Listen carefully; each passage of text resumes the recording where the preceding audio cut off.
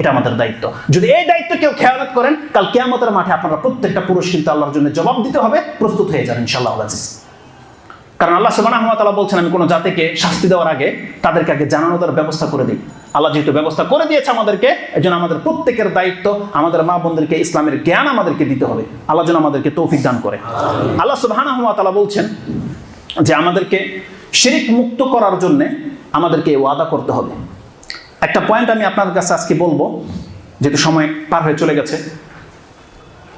আমি মনে করি শিরক কি এবং কেন, এই মর্মে যত বক্তব্য আছে, তাওহীদ সম্পর্কে যত বক্তব্য আছে, কিভাবে শিরককে দূর করা যায়, বহু কথা তো আলোচনা করা হয়েছে। কিন্তু একটা তাদবীর, যেটা কোরআন আমাদেরকে শিক্ষা দিয়েছে, সে তাদবীরটা কোনো আলোচনা আমি পাইনি।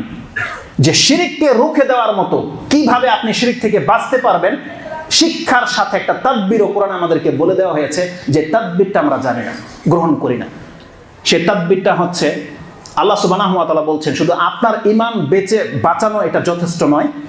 প্রত্যেকটা মুমিন পুরুষ এবং মহিলাকে আল্লাহ সুবহানাহু ওয়া তাআলা বলা হচ্ছে, খবরদার তোমার সাথে তুমি যাকে সঙ্গী হিসেবে গ্রহণ করবে, তুমি তোমার সঙ্গী হিসেবে কোনো মুশরিক মহিলাকে সঙ্গী হিসেবে গ্রহণ করবে না।